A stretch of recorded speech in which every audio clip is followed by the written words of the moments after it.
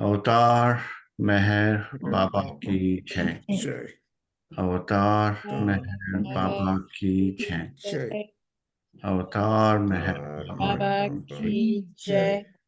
Jai Baba Mehar. Go ahead. Yes. Jai Baba, everybody. Jai Baba. Jai Baba. So last time I talked about, I ended up at the 1958 meeting that I had, the very short meeting I had with Baba in Mumbai at Arnavas in Nariman's place. Before my parents dropped me off at Panchgani and they went off to enjoy the 1958 Savas at Mirabad. So after that, for a couple of years, we never really got a chance to opportunity to see Baba. And by now, mom and dad were like full time into Baba, 100% for him. So they were very anxious, any opportunity to go and see him. So in 1960, circular comes out, which came out every year saying that Baba is going to Guru Prasad. He would go in the summer months in India, April, May, and June. So for the 3 months, Baba would go to Guru Prasad. But the circular also said that from such date to such date during this 3-month period, Baba will give darshan to Baba lovers at Guru Prasad in the main hall for 2 hours, I think it was, in the mornings from 10 to 12. So my parents saw that, read that, and they said, well, this is a nice opportunity. We, let's take a month off and we'll go to Pune and at least we'll get to see Baba 4 times, once a week, every Sunday. So it was decided. Now, when we go to visit Baba, we would always inform him that we're coming, give him our full itinerary, all details like the flights, number, everything. The train we were coming to in Pune, he would know all that information would be with them. So they knew exactly what we were doing and where we were. So on the day we left for Pune, we get there at night at about 7:45. We left Bombay in the Deccan Queen train, which gets there at 7:45. It still runs today, the same train, same timing. You can still get it. And we're at the station and we're unloading our bags. And now we're thinking now we have to get some transport to go to the hotel. We knew we were going to stay at Mobo's Hotel, which was on Bun Garden Road. We knew Guru Prasad was on Bun Garden Road. Mobo's was about a 5-minute walk from Guru Prasad, very convenient. And we knew it, both of them were near the station, but we had no idea which direction it was in. None of us had been to Pune before. So while we were doing this, all of a sudden, we hear someone shouting, Adi, Adi. So we look around, and there's Irach. Irach had come to meet us. Now, in those days, when Baba would come to Guru Prasad, he would tell Irach that, after you finish your work in the evenings here at Guru Prasad, and I retire to the ladies' side, he said, then you go home, go to your house, go to Binder house, and spend the evening with your families, have your dinner there, sleep there, and then in the morning be here before I come early. And so Irach would do that. So he would go home every day when he was at Guru Prasad to his home and stay with his family. So whether Baba told him to come or not, I honestly don't know. But so Irach came to meet us. Of course, Irach comes with us to the hotel. He comes with us into a room to make sure it's a good room, everything's there. And then he says, remember tomorrow, because the next day is Sunday, the day of the darshan. He says, remember tomorrow, be there at 10 o'clock sharp. Then he says, no. In fact, come early, he says, come early. So we said, okay. And then he sat and chit-chatted with mom and dad a little bit because he hadn't seen them. They hadn't seen him for a while. And then he says, okay, now I'm leaving. But again, before leaving, he reminds us and says, remember, tomorrow, come early. So we said, yes. So next day, Sunday morning at 9:30, we're at Guru Prasad. The darshan program was in the big main hall of Guru Prasad. If you've seen the movie with Baba and Guru Prasad, you've probably seen that hall. It was quite a big hall. It could accommodate a couple of hundred people. And if you jam them in, even a lot more. So, but the door was shut, of course.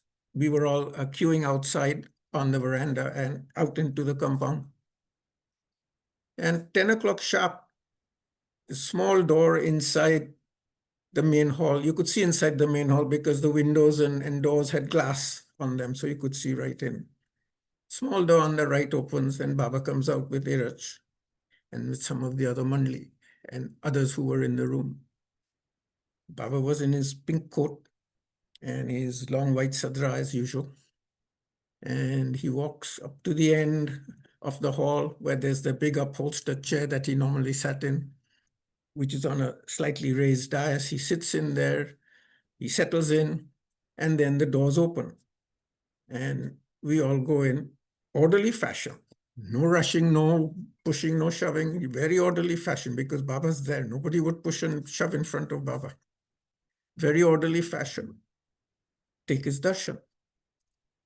So now when our turn comes, we take his darshan and he asks us the usual questions that Baba would ask if he hadn't seen you for a while. How is your health? How have you been keeping? How is your hotel room? Is your health good? Did you sleep well? Do you have a good breakfast? These are the normal things that Baba would ask one if he hadn't seen you for a while, first time. And then after all this was over, Baba turns to my dad, Adi, and points to him and says, she says, you, Adi, from tomorrow, he says, I want you to come at 8 o'clock in the morning and you stay till 12 till I go inside for lunch. And I come back at 2. So you have your lunch and you come back before 2. And then you stay with me till I retire in the evening to the women's side. And that would normally be around 4:35, like that. And then he points to the two of us and he says, Rhoda and Mirwan, they should come with you at 8 o'clock and leave at 12. So just like that, what we thought was going to be 4 days of darshan with Baba for 2 hours each time. Now Baba says, come every day. Of course, we were only too happy to do it. In fact, ecstatic to do it. So now we start doing that. Initially, Mom and I went only in the mornings, and Dad was the only one who went all day. And let me remind you, this is 1960, I was 13 years old. I was a young teenager. I was a very active guy. I didn't like sitting around talking or not doing anything. I was active. I would be out playing marbles, playing cricket, running around, doing this, that, and the other with my friends. So after a week, I told my parents, Mom, I'm getting bored sitting here. Can you believe it? I'm getting bored in front of Baba, I said. And because all that happened in the morning was people would come and there would be some close ones that Baba allowed to come in the morning. And new people would also come. They would make inquiries if Baba would allow them and Baba would say yes. So they would come. So there would be this constant flow of people in and out and Baba would be talking to them and they would be asking this and that.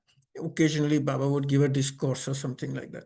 So it was all like that. And we just sat in the hall in front of Baba. So I must have been quite persistent in asking my parents. No, what I told my parents, I'm getting bored. I want to go to Panjgani.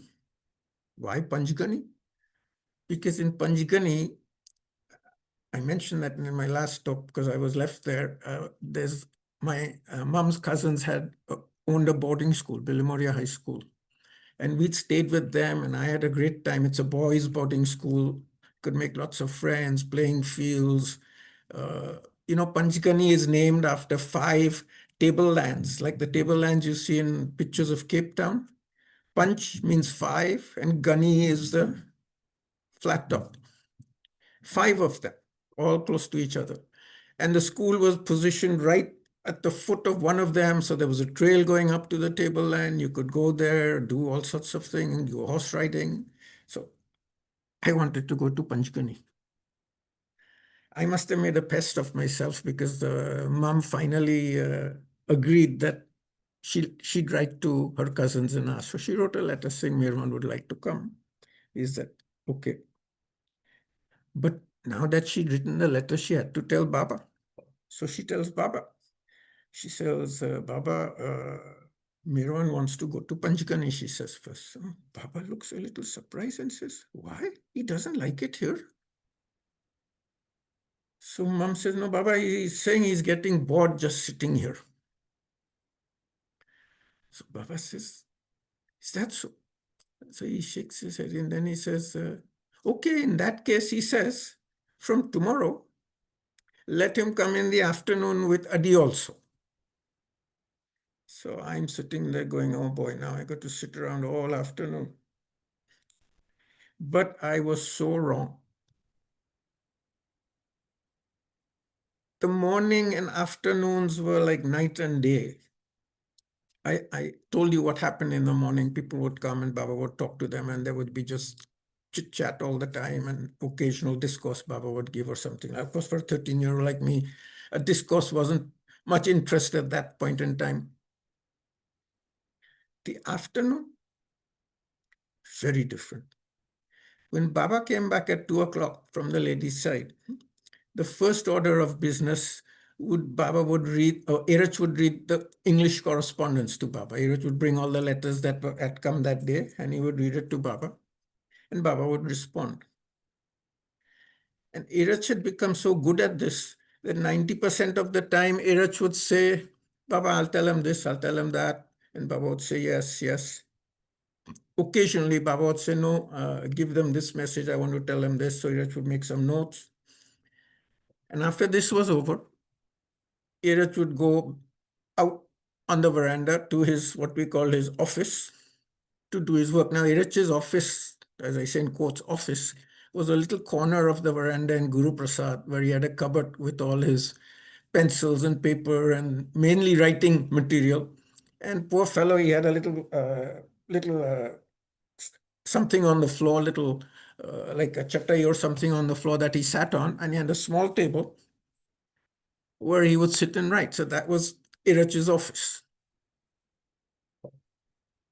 Then Baba would look around and Baba would say anything else. So if Pendu was there, Pendu was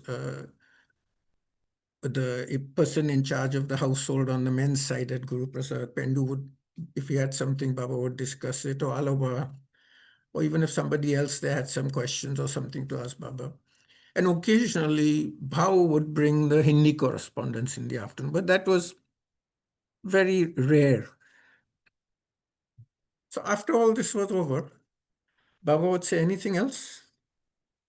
And he said, no, Baba, nothing else. So he would say, okay, time for, and he would do this, which is playing cards. Cards. Baba signed for cards, shuffling. So the cards would come. Now, of course, this is the first day I'm there. So Baba looks at me and says, do you like playing cards? I said, Baba, I love playing cards. As a kid, I did love playing cards. I enjoyed it. So he says, do you know how to play Laris? I said, no, Baba, I never heard of Laris. So I have no idea how to play it. So he says, okay, you do this, you sit and you watch how we play for a few days. And then if you pick it up, I may let you play, he says. I said, okay. Then he said, no, no, don't just sit there and do nothing. He says, I don't want you to get bored. He says, when the players finish the game and chuck the cards on the floor, you pick it up and you deal. You know how to deal, he says. I said, yes, Baba, I know how to deal. I know how to shuffle. I know all that. So he says, oh, good. So you do that. So that's what I did. I would deal the cards. And of course, when you deal the cards, the first person to get the cards is Baba before everybody else gets it. And I did that for 2 or 3 days. Then Baba, after about 2 or 3 days, Baba asked me, now, have you picked it up? Do you think you can play it? I said, yes, Baba, I can play it. It was a very simple game where you call trumps, and whichever side made the most hands was the winner, like that. So I started playing cards. The other thing that happened in the afternoon in those days was Baba would go to house visits. Now, Baba had told his close lovers in Pune that if you want me to come to your house, I will come if you invite me for tea at 3 o'clock in the afternoon. So, of course, many people took up that offer. So, at least once a week, sometimes even twice a week, we would go on a house visit, or Baba would go on a house visit. Now, when he went on a house visit, he would take a couple of cars of people with him, not only some of the Mandli, not all the Mandli, Aloba and Pendu, who were responsible to do chores in Guru Prasad. I can't ever remember them coming on one. But he would take people like Mirji, Nariman, Erach, and then anybody else there, he would also take with him. And he made sure everybody got to go on a house visit. So if there were more people that couldn't fit in two cars on the next visit, they would go. So like that, everybody got a chance to go to house visits, and we went to many of them. The one I remember, I'll tell you a little about, was the one at Madhusudan's house. You must know Madhusudan by name. He was the one who wrote a lot of ghazals, and he wrote Baba's. In fact, the Jaha Kalpana Arti that's sung at the Samadhi is written by him. He also wrote the Marathi Artis, lots of things. So Baba would ask Madhusudan, he says, you're so close to me, and yet you never invite me to tea. All these other people invite me to tea, but you have never asked me to come to tea. And Madhusudan would join his hands and say, Baba, my house is so small. I can't, your whole party won't even fit in there. It's such a small house. How can I invite you there? He was quite embarrassed by all that. This would go back and forth between Baba and Madhusudan. Not once, twice, few times. Then one day, when Madhusudan was there, Baba said, I've been asking you for so long to invite me, and you haven't. So he said, today, I am going to invite myself at your house, and I will come on such and such a day for tea at 3 o'clock. So poor Madhusudan, what could he say except, yes, Baba. So we go to Madhusudan's house for a house visit. On this one, there were 3 cars. And Madhusudan's house was in the city in a congested area, small streets. And when there were 2 conditions that the host uh, had to fulfill for a house visit. One was you only supposed to invite your very close relatives and your very close friends. Baba didn't want a whole crowd over there. And the second one was that you shouldn't tell your neighbors that Mir Baba is coming, because again, once the neighbors knew, everybody gets to know, and there's a crowd over there. This time, for some reason, the neighbors got to know. And when we got to the street where Madhusudan's house was, we saw there were hundreds of people standing over there and milling around. And first, we didn't understand what was going on, wondering what's going on. Anyway, parked the car. Baba got out. As soon as Baba got out of the car and they saw him, they all rushed. So they were waiting for him. They somehow knew he was coming.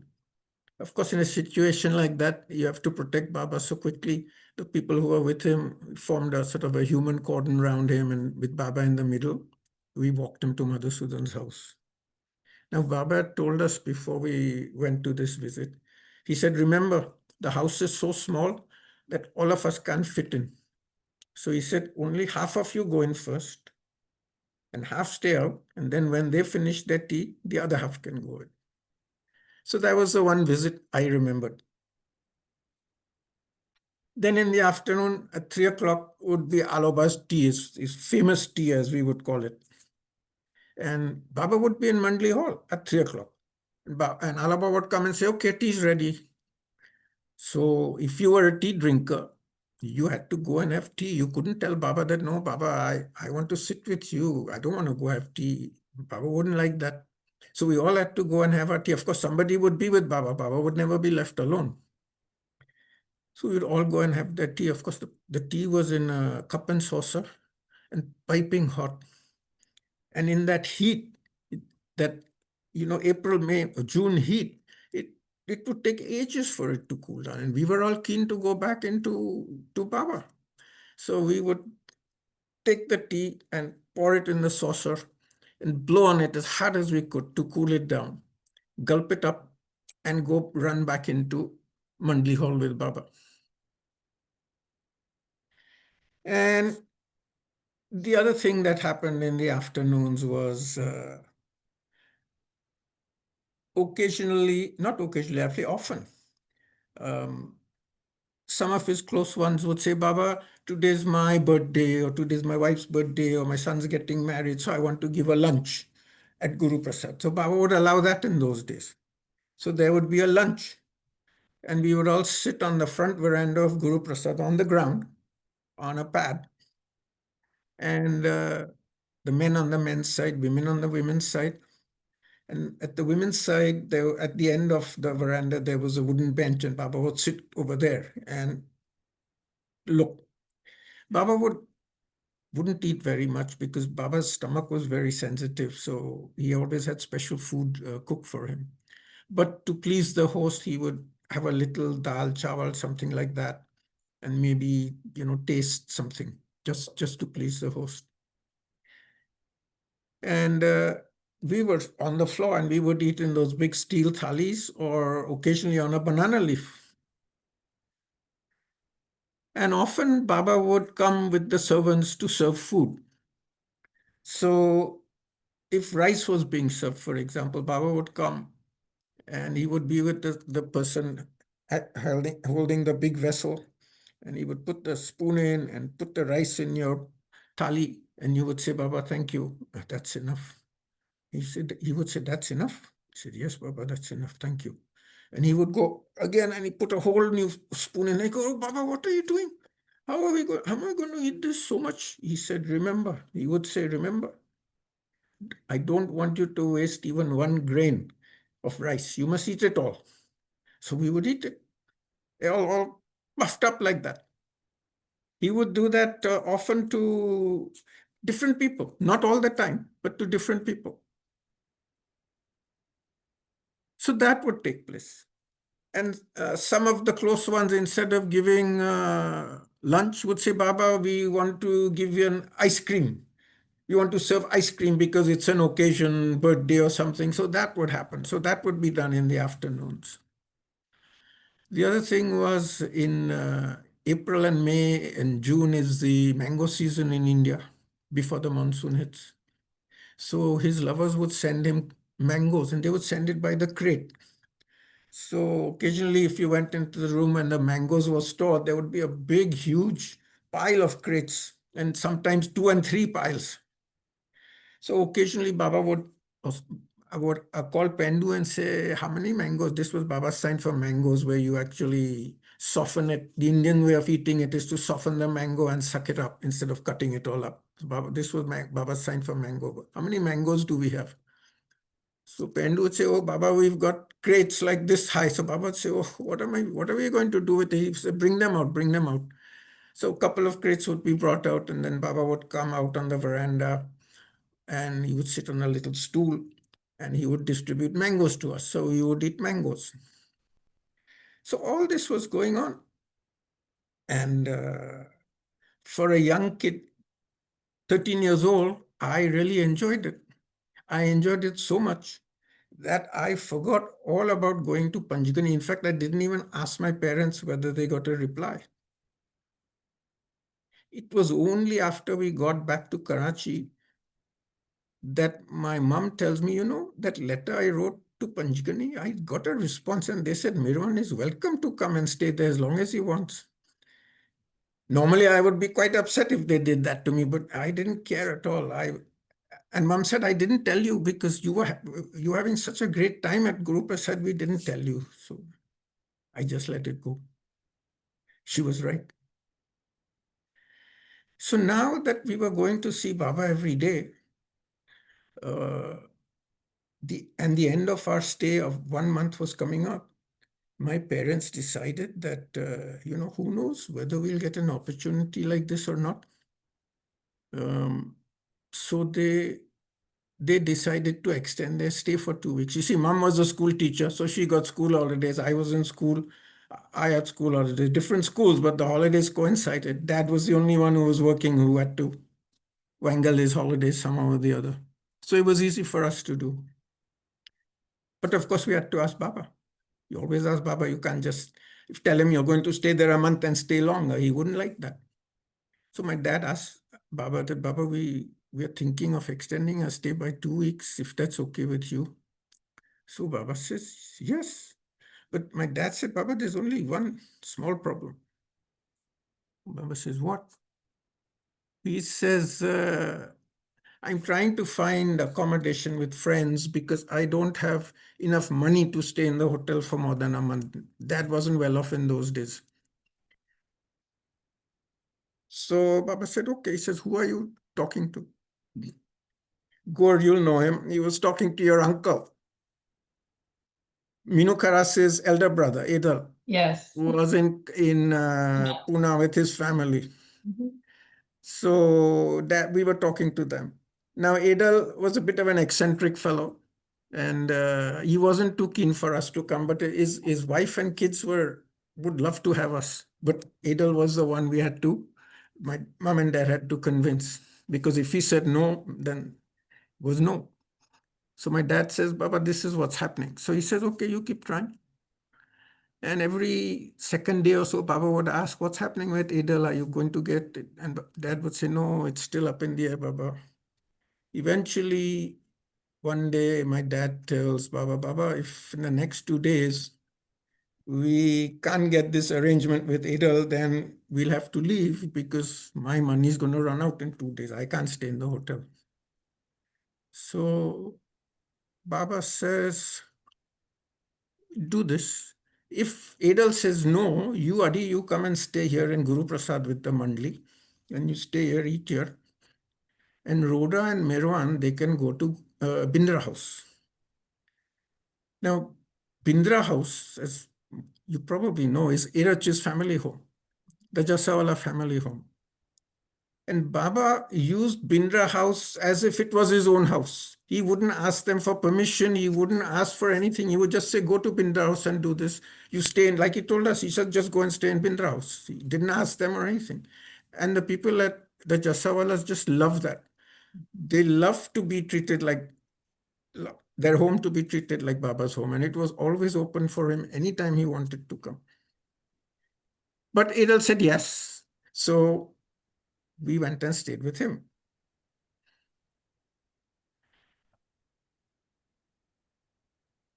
So I'll tell you a couple of incidents, events that happened during this stay in 1960. My personal ones. In the afternoon, we were in a hotel only 5 minutes walk from Guru Prasad. So we would go at 12 and be back by 1 o'clock or so in the afternoon. So still another hour before Baba would come at 2. So the twins were there, Rustam and Surab were there. So the three of us, we would muck around, do something or the other, play checkers or this or that. So one day Baba comes in the afternoon and he points to the three of us and he says, you youngsters, he says, you're making too much noise in the afternoon. Pendu can't sleep. He needs his rest. Pendu, after the 56 accident, his health wasn't good. So he would have a nap in the afternoon. After having lunch between 1 and 2, he would have a nap before Baba came on the men's side. So he says, Pendu can't sleep. You've got to be more quiet so that he can sleep.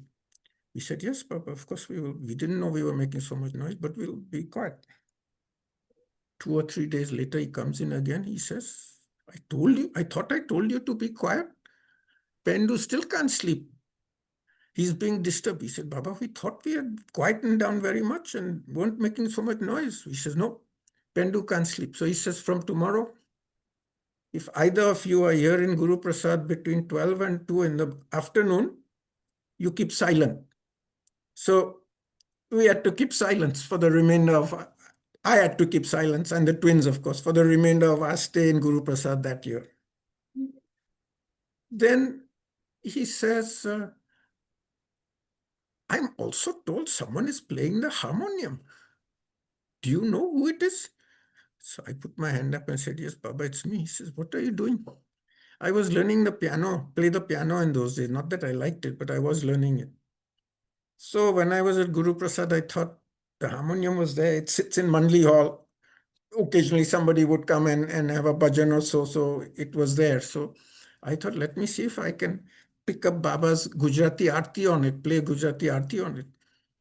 And the Gujarati Aarti I was trying to play was the old one, the first one, Meher Raj, that Adi Senior, Adi K. Irani's brother Rustam had written for Baba. So I told Baba, I said, Baba, I'm trying to play the Gujarati Aarti. So he says, can you play it? I said, yes, Baba, just with two fingers like that, nothing special. So he did this, which means, let me listen to it. So I get the harmonium and I play it. And Baba doesn't say anything. He doesn't say it's good. He doesn't say it's bad, ugly. He doesn't say anything. But he says, this gives me a good idea. We'll play a joke on the women Mandli. So immediately in that Mandli hall, there was a little bell that you rang if Baba wanted to call the women from inside. So Baba asked for the bell to be rung, and either Dr. Gavir or if she wasn't available, Rano would answer. So Dr. Gavir came. So Baba tells her, tell Mera that on such and such a day at 3 o'clock in the afternoon, three famous kawals are going to come, and they wanted to perform in front of me, and I've allowed them. So tell her that she and the women should be here to listen. So Dr. Gavir says yes and goes away. Who are these three famous kawals? The twins and myself. Baba made us three famous kawals. We didn't know one word of a ghazal or a qawwali or anything at that time, knew nothing.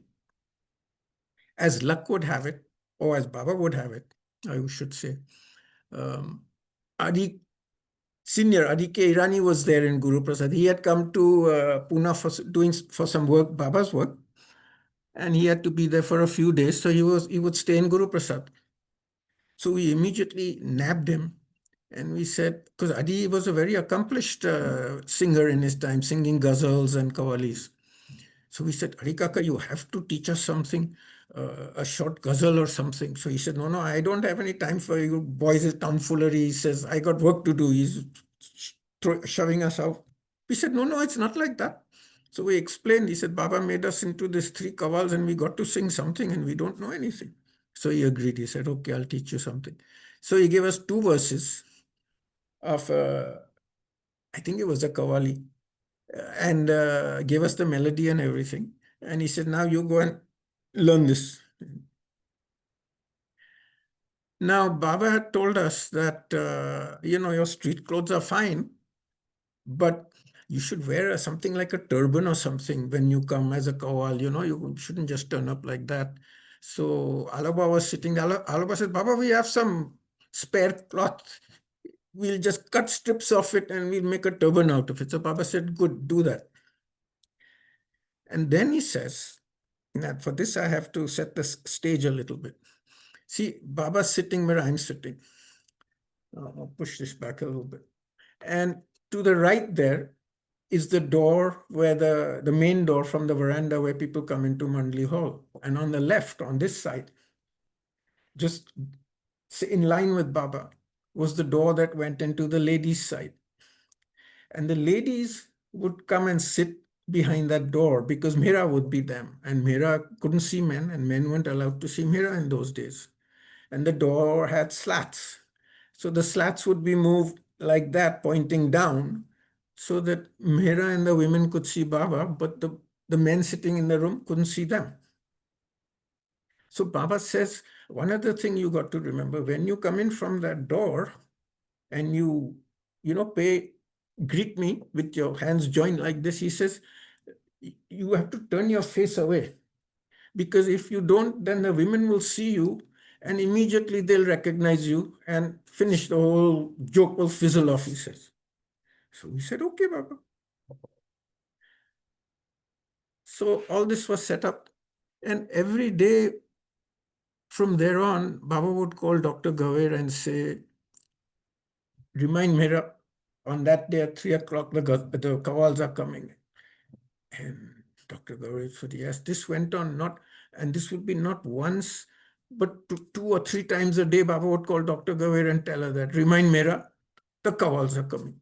And this would go on for a few days. Finally, after I think a couple of days or 2 or 3 days of this, Dr. Gauri got a little flustered and she said, Baba, why are you calling me every time to tell me the same thing? We know the Kawals are coming. Mera knows, the women knows we'll be there. He says, just tell Mera. So poor Dr. Kaver had to say, yes, Baba, and go away. And this went on. So the day of the Kawal's performance turns up. And Baba had also told Aloba that at 3 o'clock, you come, because Aloba was the one who does gate duty. So any visitors come, he would meet them first. You come and tell me that the Kawals have come. So Aloba said, yes, Baba, I'll do that. So at 2:45 on that day in the afternoon, we could hear some rustling behind the door where the women would sit. And then the slats open. So Baba sort of does that and get a response from them. Woman's voice saying, yes, Baba, Mera, and all the women are here. And then a few minutes later, Aloba comes. He says, Baba, those Kawals have come. So Baba says, what time is it? So he looks at his watch and he says, Baba, it's 3 o'clock. He says, oh, good. Baba says, good. They're right on time. Come on, let's not waste time. Send them in. So we're waiting outside. The three of us are waiting outside on the veranda with these so-called turbans on our head. So Alaba says, go now, go.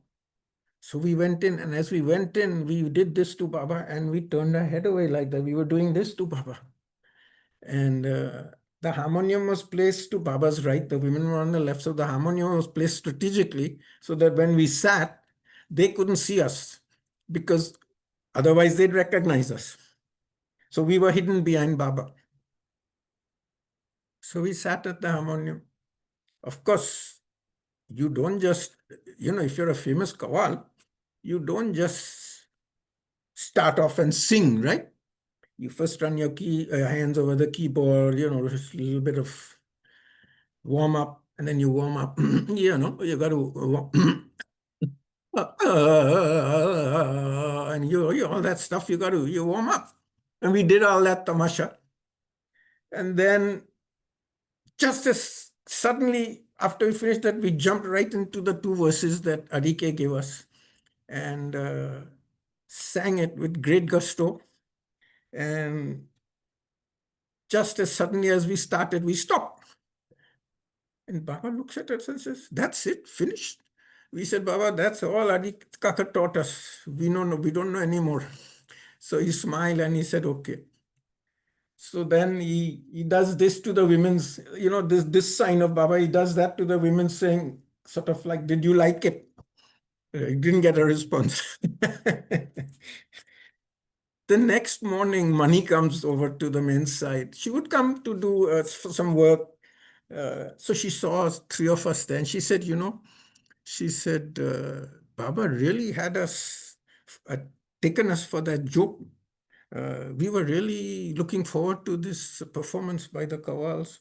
But she said there was a slight doubt in my mind that normally when Baba tells us that a famous Kawal or Ghazal singer or someone is coming, he would give us the name or he would give us the name of the group. In this case, he didn't. But she said, I dismissed it thinking maybe this time Baba forgot to tell us or something like that. And then she said, but Mira, when you guys came in like this and turned your face away, Mira said, look at those silly people, look at them. She was so upset. Baba said, she said, look at them, the silly people, they're not even looking at Baba. So we laughed. We said, Baba told us to do that because he said, if you don't do that and you go in straight, they'll recognize you immediately like that. And the joke will fizzle out. So Mani laughed. She said, he thinks of everything. And I said, yes, he does. So it was like that. That was one of the other funny incidents that we had with Baba. Um, I told you we went to live with Adel and his family.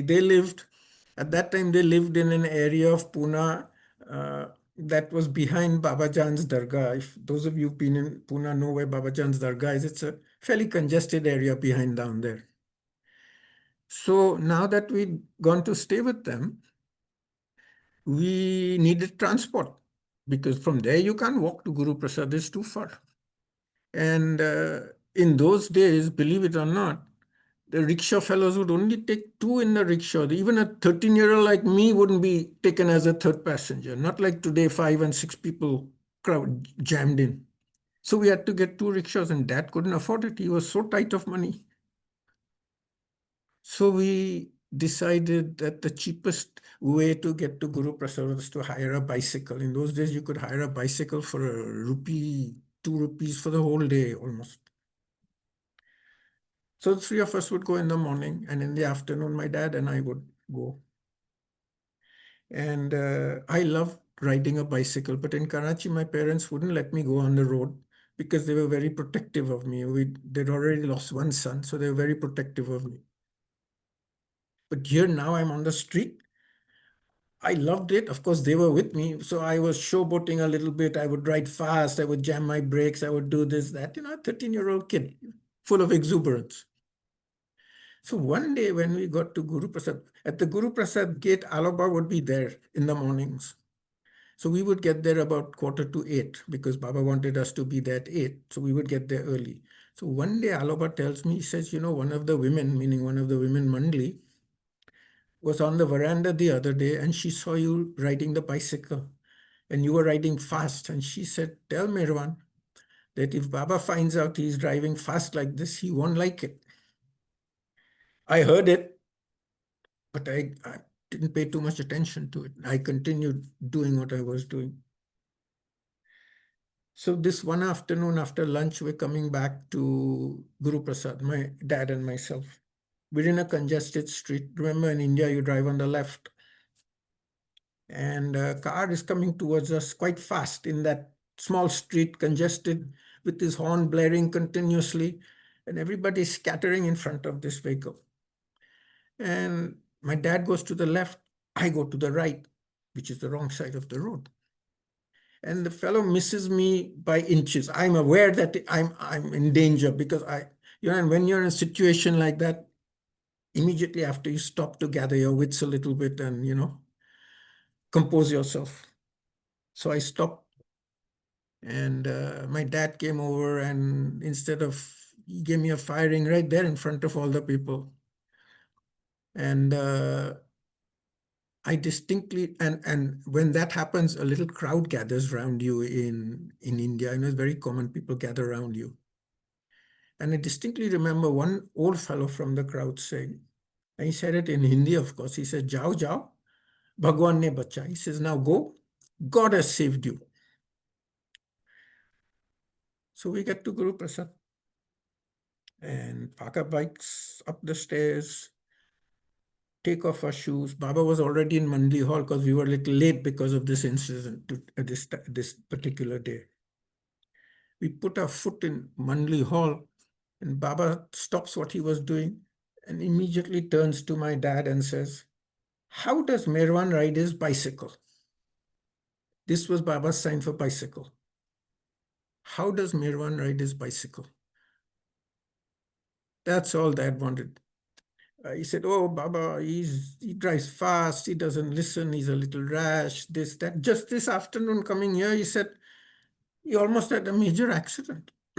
So Baba, like he doesn't know, he says, what happened? So Dad told him. So Baba then now he's looking quite serious. He looks at me very seriously and he says, what do you think? I don't have anything to do but to keep my nazar on you? I didn't say anything. I just stood there, head down, looking at him. He says, from now, immediately, your bicycling here stops. This was Baba's sign for stopping something, like corking a bottle, stops. I said, okay, Baba, and I sat down. That was finished. Then I'm sitting there and I think to myself, we have the bicycle here, and Baba said I can't ride it back. How am I going to take it back? So 3 o'clock, Alaba's tea, of course, right? So 3 o'clock, when we all went out for tea, I quickly went to my dad and said, Dad, how do we get the bicycle back? So we went to Erach. Erach was our go-to guy always. We had any issue, we would first talk to Erach, because quite often Erach would give us the right answer. We didn't have to bother Baba. No point bothering Baba if we can get the answer from Erach. So Erach says, I'll bring it up with Baba after we go back from tea. And he did. And he says, Baba, Adi and Merwan are asking that they have the bicycle here and Merwan can ride it, so they have to take it back. So Baba says, okay, you can ride it back. But remember, he says, from tomorrow, your bicycling here is stopped, he says. I said, yes. So that's what we did. Now, when Baba retired and went to the ladies' side that afternoon, of course, we all chit-chat a little bit before we leave. We don't just leave immediately. We chit-chat a little bit with each other. All the others came to my dad and said, Adi, for the last week, every day, Baba has been asking each of one, do you know how Merwan rides his bicycle? Do you know how Merwan rides his bicycle? Is he rash? Is he this? Is he that? And we said, none of us could answer the question because we haven't seen him ride. The only one who could answer was Aloba. And Alaba would say, yes, Baba, he's a little rash. He's a young boy, this, that. Alaba would try to cover for me a little bit, but he would tell Baba I was rash. And this went on for a whole week. There's a slight sequel to this story. When we, so this was in 1960 and 1962, when I started going to college, to university. Uh, I would have to take public transport, and the only options were bus, rickshaw, or taxi. Bus was awful, apart from the fact that it was totally unreliable. They were dirty, filthy. They were so crowded that, 10, 12 people would be hanging right on the steps on the door in those days. So that wasn't a good option. Rickshaw was a good option, except you couldn't get them. Sometimes you would have to walk 20 minutes, half an hour before you got it. And taxi was too expensive for my dad in those days. So after a month or two of this, uh, we're now into early 1963. I tell my dad, Dad, this is terrible, this transport trips. I need a bicycle to go to college. He says, no way are you getting a bicycle. He says, Baba said, no bicycling. I'm not going to get it. But I said, he said over there, Dad. He said, no. Baba said, no bicycling. I'm not going to get your bicycle. Forget it. But he said, when we go, and 63, we were going again for another visit to Guru Prasad. We had an opportunity to go in 63. So he said, when we go to Guru Prasad in May, we'll ask Baba. So when we got there, of course, we first asked Erach, our go-to man, that, my dad says, this is the case. Miron wants a bicycle, and Baba said only no bicycling here, but I still said no. So what do you think? And even Erach wasn't sure. So Erach said, I'm not sure. I will ask Baba. So we did ask Baba at the opportune moment at the time. And so Baba asked a lot of questions. Why can't he take public transports? What's wrong? Why can't he take this? Why can't he take that? Baba didn't just say yes right away. After we answered all the questions, he said, okay, over there, meaning in Karachi, he can ride his bicycle. But still here, and Iraj was saying the words, of course, here in India, his bicycling is stopped. So that's how it ended up, and that's how it remains till today, of course. It would be great to ride a bicycle in Mehrabad. It's so easy, convenient to get around, but no luck for me. So we stayed the full 6 weeks with Baba. We stayed right up till the last day when he was leaving for Mirazat. And in those days when Baba left for Mirazat, he would leave in the early morning so that they would travel in the relative cool of the morning as opposed to the afternoon heat. And I can't remember whether he left at 7 or 8 or something like that, but around that time in the morning. But after his car would leave from Guru Prasad, it would stop at Bun Garden, which was just further up the road. And in Bun Garden, there's this big tree that I'm sure some of you know about, which was known as Baba Jan's tree. In Baba Jan's day, she lived where her samadhi is, her dargah is, in the camp area of Pune, but she would go for long walks and she would go to Bun Garden. And this was the tree she sat under. So it became known as Baba Jan's tree. And Baba would stop over there and allow the local Baba lovers from Pune to come and see him one last time. No darshan or anything like that. They would just be there, sit there in front of him. Maybe somebody might Baba might ask someone to sing a ghazal or something like that or something. And then after a little while, he would sit in his car and go. So that was the 1960 program with Baba. Now, before I move on, last time, I can't remember who it was. Somebody asked me to tell the story about my mom's wedding. Was it one of you? Or was I think I'm sure somebody did. Yes. Yeah, somebody did, but I can't remember who it was now. If not, I'll move on and we can do that some other day. No, if you have already prepared to share that story, go ahead, Merwan. It doesn't matter. I Okay, can talk about something else. next time. Okay. Maybe that person will show up next time. Who that is, I Yeah, don't know who, but yeah. yeah. Because today being your bank holiday or whatever, maybe I think it was one of the ladies, but I can't remember who now, who it was. Perhaps Betty, maybe. Yeah, Betty shows. It could be, it could be. Yeah. So this was 1960. The next opportunity we got to see Baba was 1962, the East-West Gathering. Um, Early in the year in 1962, the circular came out about the gathering, and my parents were asked whether we would be coming. And they said, yes, the two of us will come, but we're not sure about Merwan. Because my final year school exam, the O-level exams, Cambridge O-level exams that I was going to be started would start on the 15th of November, so fairly quickly after the program, because the Darshan program was the 1st to 4th of November. So they were not sure about Mirwan.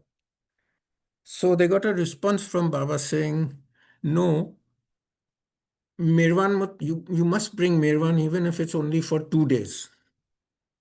Now, they played it cagey with me this time. They didn't tell me that. What they told me was that if you study art, we might take you. Because I wasn't one to study hard, to tell you the truth. I would come, I'd do my homework, just what needed to be done, and immediately rush out to play with my friends. So I was a great one for doing homework. But this time I did put in an extra effort because of this. So they decided they would take me. Gaur, you were there too, weren't you?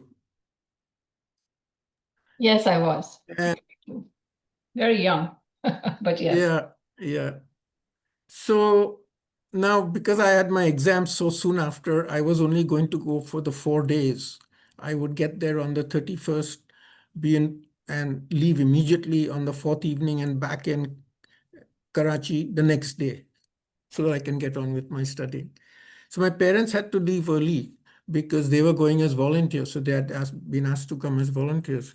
So they left me with my mom's eldest sister. Um, she had 3 kids. We got on very well. I'd spend days with them, so I was quite comfortable with them.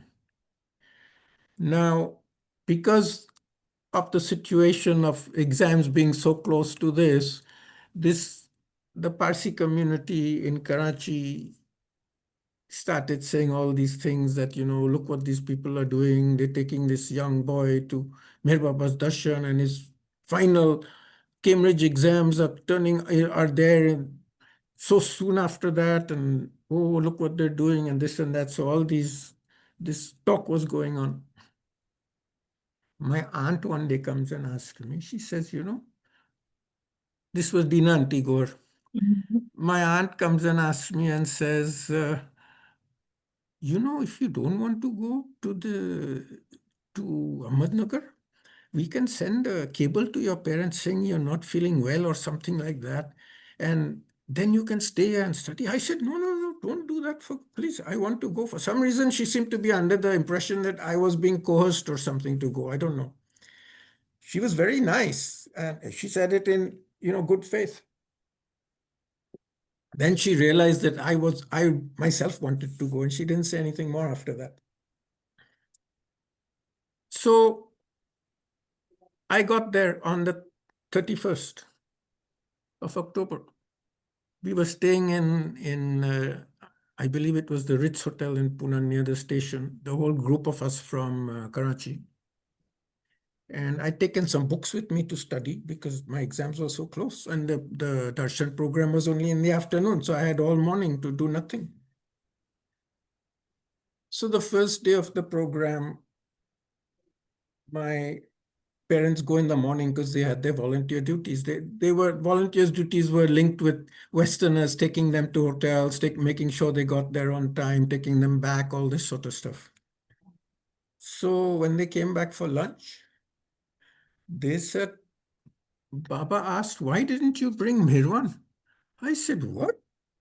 You were supposed to take me and you didn't take me? They said, no, no, no. We told Baba that nobody told us that Mirwan was supposed to come in the morning, so we didn't bring him.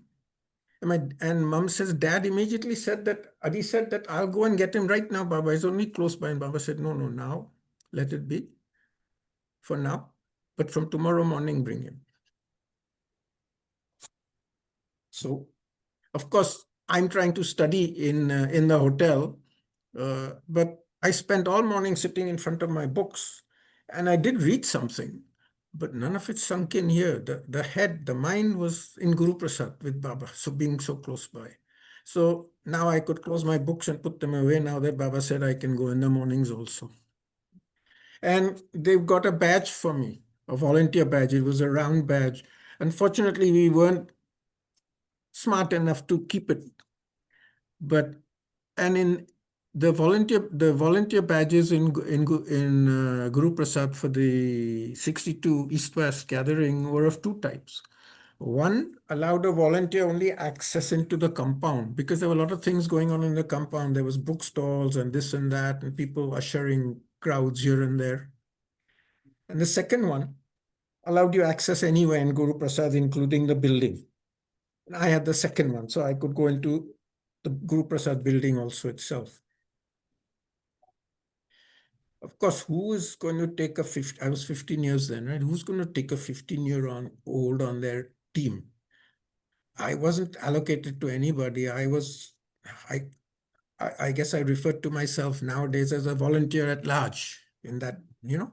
So I would, in the mornings, I would run errands for the Mandli, do this, do that. I would go to the post office, maybe send a few cables for them or whatever. And in the afternoon, the Mandli told me that you take, be with the volunteers who look after the queue. So I did that. Now, the first day of the darshan program, Baba made an announcement. Now, let me tell you about the queue though. The first day of the darshan program, Baba was sitting, the dais at the East West gathering, you must have seen the film, was quite high. It was about 3 feet or so off the ground. And Baba was positioned in the middle of the stage. So to take his darshan, the people had to go from up the stairs on the left, the men and the women on the right. And up till the stairs, the line was fine. At the stairs, it became a mass jumble, people pushing and shoving to get up on the stage. And the first day, it was quite a task to control that. The second day, the organizers were smart. They prepared these bamboo lines that we have at Amartithi. So now only a single person could approach. And not only that, what they did was they moved Baba's chair to the edge of the stage. So that now you didn't have to go on the stage. You just walk from the bottom of the stage, and with Baba's feet right in front of you, you just bow down to it like that. So it made everything a lot easier. So from the second day, managing the queue was piece of cake. Now, the first day an announcement was made. Irat said that Baba wants you to know that when the program ends in the evening, he is going to sit in his chair till everybody leaves. So please, he says, I'm requesting you, please leave as fast as you can, because Baba has been up since early morning, because he had the Westerners come in for a darshan. He's had hardly any rest, and he's been up all day. And Baba's health was, although he looked very healthy, it wasn't good. So Iraj made that announcement. So at the end of the day, when the program ended, most of the people, the vast majority of the people, started to leave quickly. But there's always a hardcore. Inevitably, there's a hardcore that goes to Baba's towards the stage. The volunteers had anticipated this.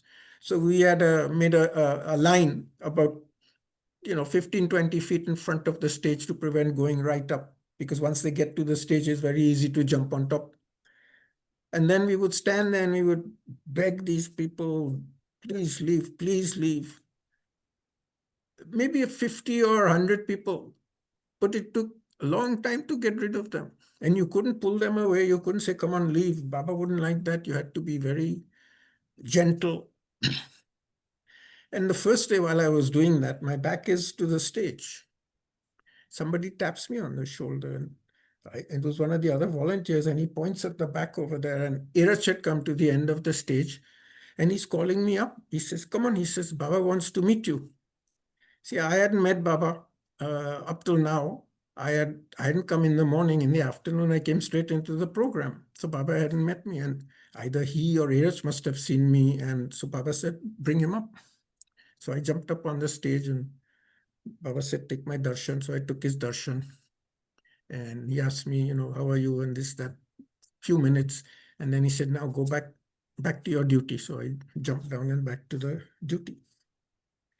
The other announcement that was also made on the first day was that Baba announced that there are thousands of people here. There were 5,000 people just in Guru Prasad's compound.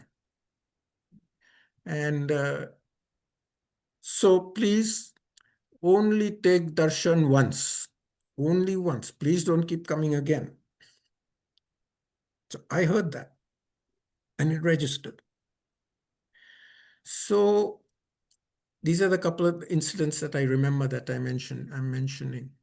So I think the Karachi, and the way this program was organized was the groups had their day and time to take Baba's darshan. So the Karachi group was on, say, the third day at 3 o'clock, and this, or not Andhra, but Hyderabad group, like that. So everybody had their time. So the day before the Karachi group's darshan was to take place, my mother comes and tells me, remember, tomorrow is our darshan. So you be there on time and make sure somebody takes over your duty. I said, but I'm not having darshan.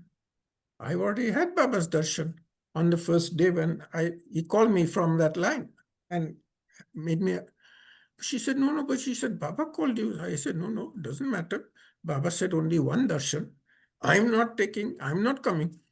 So immediately she goes and calls my dad, say, you see what he's saying, this, that, and they both of them tried to convince me that I should come. And I said, no, I'm not coming. Baba said once, I've had it, finished. So they said, okay, let's not argue too much about it here. Tomorrow we'll ask Iraj, our go-to man. So next morning, unfortunately, with all that stuff going on over there, we somehow cornered Iraj and very quickly asked him. And Iraj right away said, he said, no, he said, Baba can call you as many times as he wants to take his darshan. But you in your own right, you have that one darshan, so you can take it. So I readily agree. That's what my parents were telling me, but I wouldn't listen to them. But when Iraj said it, I said, okay, fine, I agree. So I did take Baba's darshan on that day.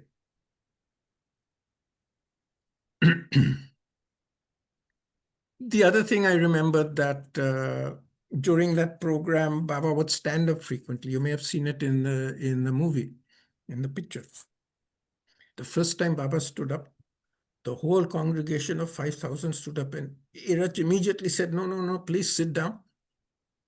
The reason Baba is standing is so that the people at the back, the 5,000 guy at the back, could see him clearly, because it's quite a that Guru Prasad back compound was huge. You could probably have a cricket match in there almost. So that's why Baba would stand up. So he would do that often during the day. He would stand up and he would wave to them at the back. So these are some of the things I remembered of the 62 darshan. Of course, there was the rain.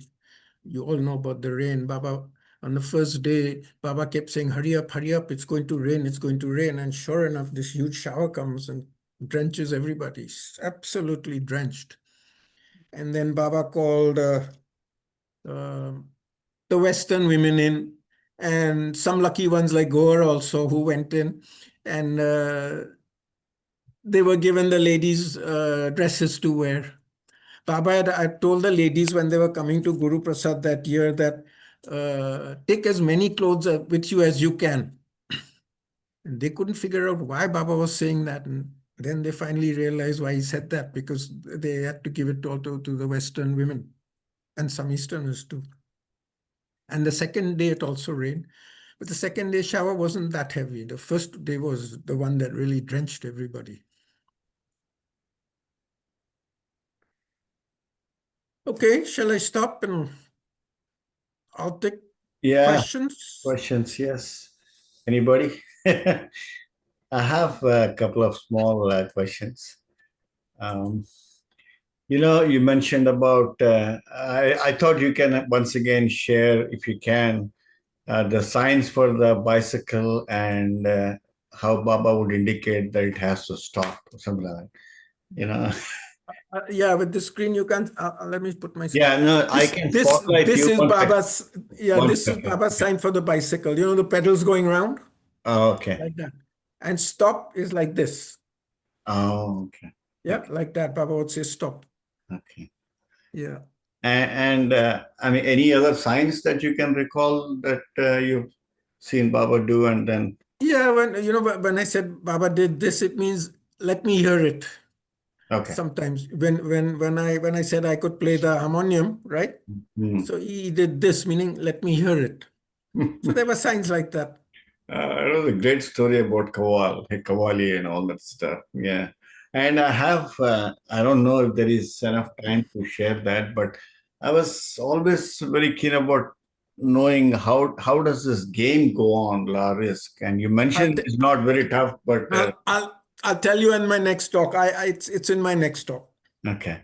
Because Yeah. it looks curious that Baba chose to play that game, and then we all perhaps can play with the kids at home. Oh, I'm sure you can. It's a very simple game, like I said. Yeah, it's a Yeah, very simple yeah. game. But it had its quirks, of course, which Okay. it'll be in my next talk, Prakash, for Okay. sure. Perfect. Anybody else with any things that you like to hear from Merwan? Go, do you remember anything special that you've seen Merwan do with Baba around? I don't particularly remember Merwan at that stage. I mean, I was only 7 years old at the time, so yeah, age difference there. Yeah. But being my first visit of actually physically being with Baba, yeah, of course, many, many memories of Guru Prasad and of the East-West gathering, of the first day when it rained, my going in and getting Mani's dress on and all that. Yeah, yeah. Lots of memories, lots of wonderful memories. Yeah. Yeah. Oh, what a pleasure. I mean, Merwan, you've shared so many small details that many of us would really often want to listen to. So beautiful, so beautiful. Well, I hope you enjoyed it. Yeah, of course we did. It's so vivid in our minds, as you're talking, we literally try to picture the whole thing. I'm sure that everybody has done that in their own minds. Yeah. But let's see. Marilyn questions, Diana, Ralph, anybody? or the one on iPhone. Perhaps I don't know who it is. But Marcia. Marsha there. Yeah. I just woke up. I'm hiding. Okay. I sort of cheated. I recently listened to Merwan's talk at Mayor Mount on the video. I watched it. And I know Merwan didn't say this time. Baba said stop like this. He also verbally said, cork in the bottle, stopper, put a stopper in it, quit, stop. Yeah, it's like corking a bottle. You're right. It's like corking a Cork bottle. the bottle, put a stopper, cork the bottle. Yeah. That's Thanks, why Ralph. like this. Yeah. Thank you very much. All right. So at this time, we'll let Merwan go if there are no further questions, and we'll have him share more stories next Monday. Yeah.